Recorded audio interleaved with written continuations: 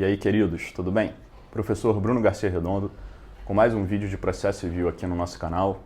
Mais uma vez, não se esqueça de se inscrever aqui no canal e apertar o curtir no vídeo. Continuando então, segundo bloco da aula de consignação e pagamento. Prosseguindo aqui, nós vimos como se fosse assim a teoria geral da consignação e pagamento. Vamos agora analisar o rito, o passo a passo, o procedimento que vem previsto no CPC. E como todo procedimento judicial, o procedimento se inicia com uma petição inicial. Então o autor devedor, que quer consignar, quer extinguir a obrigação por uma daquelas causas lá do artigo 305 do Código Civil, o autor protocola uma petição inicial que segue todos os requisitos gerais, artigos 319, 320, 106, inciso 1 do CPC, mas o artigo 542 traz requisitos específicos dessa ação de procedimento especial. E o 542 traz no inciso 1 e no inciso 2 duas questões procedimentais interessantes, vejam. Inciso 1 fala assim: na petição inicial deve haver o requerimento de depósito da quantia ou coisa devida, que deve ser realizado em até 5 dias após o deferimento, salvo se já tiver aquele depósito extrajudicial anterior. Então veja que o autor protocola uma petição inicial e se não for o caso dele ter entrado com a consignação extra antes e está dentro daquele prazo de um mês, se não teve esse passo prévio, ele já não entra trazendo a guia de depósito em anexo ou já apresentando a coisa em anexo, ou o instrumento, a coisa móvel, imóvel, enfim. Ele protocola uma petição sem a apresentação em consignação e requer ao juiz a concessão de 5 dias, para em 5 dias ele apresentar o dinheiro ou a coisa devida. E aí vejam que curioso, protocolo petição inicial hoje, por exemplo, sei lá, mês de abril, fica 6 meses na conclusão para ser despachada. Aí o juiz despacha: recebo a inicial, intime-se o autor, devedor, para consignar em 5 dias. Então você teve uma petição inicial, por exemplo, abril, 6 meses do processo parado na conclusão para o juiz despachar, o juiz dá a decisão, receba a inicial, abre-se o prazo de 5 dias para o autor, e aí você tem mais 5 dias, que também você pode debater se seriam úteis ou ocorridos, para apresentar a coisa. Apresentada a coisa nesses 5 dias, o que a doutrina diz é que você tem a retroatividade da data do depósito à data da petição inicial. E se você teve depósito extrajudicial anterior e entrou dentro de um mês, na verdade é considerado data do depósito lá no banco. Não teve a fase extrajudicial, retroage a data da petição inicial. Então requer o prazo de 5 dias e, artigo 542, inciso 2, deve haver o pedido de citação do réu para levantar ou apresentar a resposta. Então vamos lá. Protocolada a petição inicial com esse pedido de 5 dias e depois pedido de citação de réu para apresentar a resposta ou concordar e requerer levantamento, ato seguinte é a decisão do juiz. A decisão do juiz determina a citação do réu para em 5 dias, a citação do autor para em 5 dias apresentar a coisa e logo em seguida, apresentada a coisa, ele vai determinar a citação do réu para apresentar a resposta. Então a gente tem essa intimação do autor em primeiro lugar para apresentar a coisa em depósito em 5 dias. E aí vejam, apresentado em 5 dias, ato seguinte, citação de réu para apresentar a resposta no prazo legal de 15. Como é que se conta esse prazo de 5 dias? Eu falei para vocês que pode haver uma dúvida sobre se ele é computado na forma do 219, em dias úteis ou dias corridos, porque é um prazo sim dentro de um processo, mas para ser praticado um ato pela parte, um ato de direito material, a consignação. Alguns vão falar que é um ato híbrido, meio processual, meio material, e sendo híbrido já seria processual. Então deveria contar em dias úteis. Mas existe uma polêmica que não há nada, entendimento claro, unânime, sobre se seria dias úteis ocorridos. O que acontece se não houver o depósito da coisa apresentada lá em consignação nesse prazo de 5 dias? Diz o artigo 542, parágrafo único: não realizado o depósito do inciso 1 do 542, o processo será extinto sem resolução do mérito. Então o juiz intimou o autor para apresentar em 5, o autor não apresenta, diz 542, parágrafo único: extinção sem resolução do mérito. Sem resolução do mérito, extingue por vício processual, esse autor pode entrar de novo e aí no segundo processo respeitar sim o prazo de 5 dias do segundo processo, sem problema nenhum. Coisa julgada é meramente formal por ser uma sentença sem resolução do mérito a que encerra o primeiro processo. Agora o curioso é o seguinte: ainda que o 542, parágrafo único, diga que não apresentado em 5 dias deve haver extinção sem resolução do mérito, pode acontecer um fenômeno de o autor não apresentar a coisa em 5 dias, mas apresentar depois do prazo, porém antes dessa sentença que encerra sem resolução do mérito. Então ele apresenta, por exemplo, não em 5, mas no dia 15. E por que ele apresenta no dia 15? Porque encerrado o 5, a sentença dificilmente vai vir no 6º dia. O processo lá vai ficar mais ou menos ali um mês na conclusão, até o juiz perceber, porque passou o prazo, a vara certificar e vira a sentença. Então, nesse um mês ali que o processo vai ficar na conclusão, aguardando para entrar na ordem cronológica da sentença, pode vir a petição fora do prazo de 5, mas antes da sentença. E o que acontece nesse caso? Diz a doutrina. Já que foi consignado, sim, foi depositado, não tem por que extinguir. Mas como foi feito fora do prazo, o que acontece? Você não vai ter aquele benefício de retroagir a data da petição inicial. Vai ser considerada a data do depósito fora do prazo. Então veja, entre data da petição inicial protocolada, 6 meses na conclusão, decisão do juiz, intime autor para apresentar, e ele apresenta fora do prazo de 5, apresenta, por exemplo, no dia 10, esses 6 meses de petição inicial, conclusão mais 10 dias, eles são descontados, não são considerados. Não retroage a data do protocolo da inicial. Então vai ser considerada a própria data do depósito fora do prazo. Provavelmente esse autor devedor já vai incorrer ali nos ônus da mora e do inadimplemento. No caso de prestações periódicas, vejam, obrigação em prestações periódicas, consigna a primeira, e claro que vão outras prestações vencerem no curso do processo. E aí o que acontece? Diz o artigo 541. Pode o autor, se quiser, é mera faculdade, não é obrigatória, não é obrigatoriedade, é facultatividade, pode o autor, se quiser, continuar consignando no mesmo processo as prestações seguintes, as prestações sucessivas. O curioso é o seguinte, desde que sejam efetuados em até 5 dias contados da data do vencimento. E esse até 5 dias da data do vencimento é 5 dias para frente, após o vencimento. Então olha que curioso, você vai consignar uma obrigação, a primeira você não traz em anexo a petição inicial, você faz a petição inicial sem depósito, o juiz intima o autor para consignar em 5 dias, aí dá o prazo, e as seguintes que vão se vencer no curso do processo, ele não tem que depositar na data do vencimento. Ele pode depositar 5 dias depois do vencimento pelo artigo 541. Aqui é o CPC, o processo civil, mudando a regra de direito civil, porque pela regra do direito civil tinha que ser depositado no vencimento.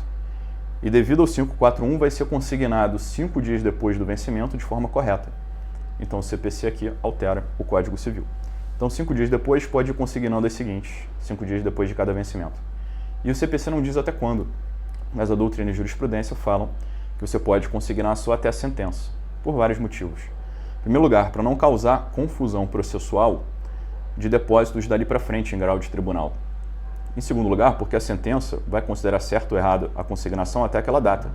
A sentença olha para trás, a sentença não olha para frente. Então pense que estranho seria estar tudo consignado corretamente nos 5 dias depois até a sentença, aí o juiz dá uma sentença de procedência, e se esse autor pudesse continuar consignando depois da sentença ao longo de apelação do réu e tal, ele poderia, por exemplo, consignar com erro. E imagine que coisa estranha, a sentença está certa, porque estavam consignadas de forma correta até ali, aí tem uma apelação contra essa sentença, então a apelação também só fala da sentença, e no processamento da apelação começa a ser consignado tudo errado. A sentença que estava correta teria se transformado em posteriormente errada, a apelação vai julgar esses depósitos posteriores, então para impedir essa confusão processual enorme, pode ser consignando até a data da sentença, porque a sentença olha para trás e consolida, engessa dali para frente. A prestação sucessiva imediatamente posterior à sentença já vai ter que ser consignada em um processo novo, em uma ação de consignação e pagamento posterior, autônoma em relação à anterior. Citado o réu, lembrem que 5 dias para o autor consignar, autor consigna, réu é citado. Para quê? Para apresentar resposta ou requerer levantamento. Quando requer o levantamento da coisa, sem ressalva, isso equivale a um reconhecimento da procedência do pedido. Então, se o autor meramente fala, quero levantar, o réu, credor, fala, quero levantar, ele está concordando que está depositado de forma correta, ou seja, ele reconhece a procedência do pedido. É uma hipótese do artigo 487, inciso 3, alineado CPC. Se ele não pede mero levantamento sem ressalva, ele não está concordando, poderia haver uma segunda postura do réu, credor, seria inércia, revelia. E na inércia decorre em branco o prazo de 15 dias, o que acontece? O Código Velho falava erradamente assim, que no caso de inércia e revelia, o juiz tinha que obrigatoriamente julgar o pedido procedente, condenando o réu. O Código Novo não diz isso, o Código Novo é omisso sobre o que o juiz faz quando ocorre revelia na consignação. Por que era errado e criticado no Código Velho? Porque não necessariamente o juiz era obrigado a julgar procedente. A revelia gera uma presunção meramente relativa de veracidade dos fatos. E o juiz poderia ler, à luz dos próprios documentos juntados pelo autor, ver que o autor está consignando errado. E como é que pelos próprios documentos, por exemplo, um contrato juntado pelo autor devedor, ele vê que o valor está consignado a menor? Por que o juiz, com base numa presunção meramente relativa, ele deveria ser obrigado a contrariar uma prova dos próprios autos, por exemplo, trazida pelo próprio autor devedor? Por essa razão, o Código cortou novo, cortou esse dispositivo, não fala nada, e a gente segue a regra geral do CPC. Revelia gera sim uma mera presunção relativa de veracidade dos fatos. Essa presunção não é absoluta. O réu revel pode ingressar antes da sentença pedindo produção de provas, mas se não houver nada disso, aí o juiz profere sentença, não obrigatoriamente uma sentença de procedência. Então, mantendo-se revelia, direito material disponível, o réu revel não pedindo provas, aí vai para a sentença, e a sentença o juiz analisa todas as provas dos autos e também analisa a presunção meramente relativa de veracidade dos fatos gerada pela revelia. Então, se não for o caso de o réu, primeira conduta, concordar, pedir levantamento, segunda, ficar inerte, terceira, a gente tem a resposta do réu. E a resposta do réu, pelo artigo 544, o 544 é omisso, Então o prazo segue o do procedimento comum. Prazo de resposta, artigo 335, 15 dias. No Código Velho, esse procedimento especial tinha um prazo de 10 dias, mas depois da reforma de 94, o Código Velho ficou omisso o prazo e aí passou a se aplicar o prazo de 15, Então o prazo é de 15 não porque um artigo expresso do procedimento especial diga, ele é omisso sobre o tema. Desde 94 não há mais o prazo especial de 10, que era exceção, era um prazo diferente. Então continua aplicando o prazo geral de resposta de 15 dias. Modalidade de resposta mais comum, contestação. E no artigo 544, a gente tem um rol de matérias defensivas que podem ser alegadas em contestação. E o 544 CPC traz um rol de matérias defensivas que a doutrina diz que é taxativo em relação ao mérito. Então, matérias de direito material, de direito substancial, rol taxativo do 544. Mas é claro que você pode trazer na defesa matérias processuais. Alegar falta de pressuposto processual, alegar falta de, entre aspas, condição da ação, antigamente denominada assim no Código Velho. Então, você pode alegar, por exemplo, legitimidade ativa, legitimidade passiva, falta de interesse, incompetência absoluta, coisa julgada, enfim. Em relação ao mérito, o rol restrito. E o rol restrito de cabimento de matérias defensivas é basicamente você demonstrar o descabimento da consignação à luz do Código Civil. Então vejam só, quando é que o devedor pode consignar e trazer esse ônus para o credor? Quando houver, por exemplo, e aí diz o CPC, você só pode contestar quando for dizer, por exemplo, o réu, que não houve recusa, nem mora em receber a quantia, ou que a sua recusa foi justa, ou que o depósito não foi feito no prazo ou no lugar do pagamento, ou que o depósito não é integral. Então pode falar que não houve recusa, que a recusa é justa, que o depósito não foi feito no prazo ou no lugar, ou que o depósito não é integral. Alegando que o depósito não é integral, a gente tem o caso chamado alegação de depósito insuficiente. E vem o artigo 544, parágrafo único, que fala: deve o réu indicar o montante que entende devido. Então, se o réu diz que o depósito é insuficiente, ele tem que dizer qual seria o devido. E trazer uma planilha, claro, analítica descritiva que demonstre ali essa alegação dele. E o 545, parágrafo 1º, fala: nesse caso, o réu pode levantar a quantia depositada de imediato. Ele levanta de imediato o incontroverso. O autor fica liberado em relação à parte levantada em controvérsia, já abate isso da dívida, e o processo prossegue em relação à parcela controvertida. E aí, nesse ponto em que o réu contesta e alega que o depósito é insuficiente, através de mera contestação, já existe um pedido implícito. O procedimento especial da consignação em pagamento é considerado um procedimento de natureza dúplice, que mesmo sem reconvenção expressa, o réu, quando contesta, ele já pede, mesmo sem ser a título estricto sensu de reconvenção. Procedimento de natureza dúplice você pede na própria resposta, na própria defesa. Então, quando você alega que é insuficiente, já está, por força de lei, automaticamente pedida a condenação do autor na diferença. Então, o réu já pede automaticamente, implicitamente, a condenação. O réu pede a condenação do autor naquela diferença, na insuficiência do depósito. E nesse caso, alegado que o depósito é insuficiente, vem o artigo 545 e diz: o autor tem que ser intimado para complementar o depósito. Então o autor fala, réu contesta, alega insuficiência de depósito declarando o valor devido, autor é intimado para complementar. Complementar em que prazo? Olha que interessante, não é no prazo da réplica de 15. É uma manifestação do autor, mas por disposição expressa do artigo 545, no prazo apenas de 10 dias. Então o autor tem mais 10 dias para complementar, se ele concordar com os cálculos do réu. Esses 10 dias, que é prazo para depósito, é a mesma polêmica lá do prazo de 5, se é material ou processual, se seria dias úteis ou dias corridos, mas feito nesse prazo a complementação nos 10 dias, feita a complementação integral, o que acontece? O juiz tem que proferir sentença. E é interessante que a doutrina diz que essa sentença tem que ser de quê? De procedência do pedido. Por exemplo, o professor Alexandre Câmara fala isso.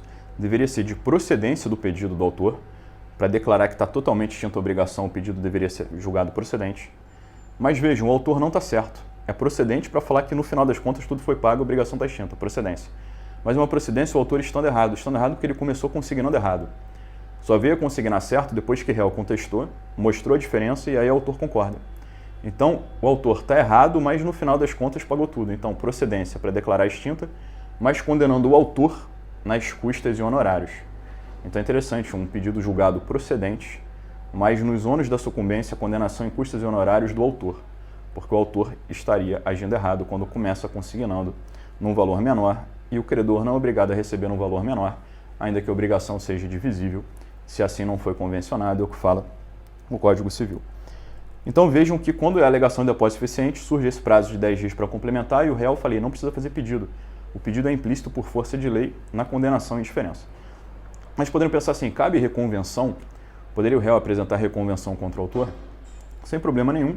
Preenchidos os requisitos da reconvenção no artigo 343, não há por que você vedar uma reconvenção, por exemplo, o réu fazer uma consignação em face do autor, havendo e preenchidos claros todos os demais requisitos para o cabimento de reconvenção.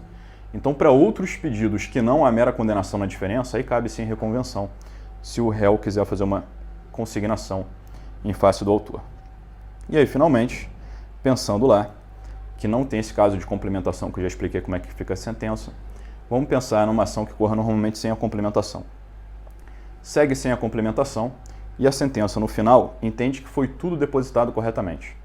Depósito integral, sentença de procedência do pedido. Consignação foi feita de forma correta, réu tentou contestar, juiz não acolhe a contestação. Sentença de procedência, querendo dizer, declara integralmente extinta a obrigação. Declaratória ex tunc, retroativa à data do depósito, que se feito no prazo retroage à data da petição inicial. E no caso de insuficiência do depósito, o autor depositou apenas parte, e o réu contesta e não é complementado, como é que fica a capitulação da sentença? O artigo 545, parágrafo 2º diz que a sentença deve determinar o montante devido, o valor da diferença, e já vale como título executivo na diferença. Beleza, então o valor apontado como diferença já vale inclusive como título executivo. Mas acontece como é que o juiz capitula essa sentença?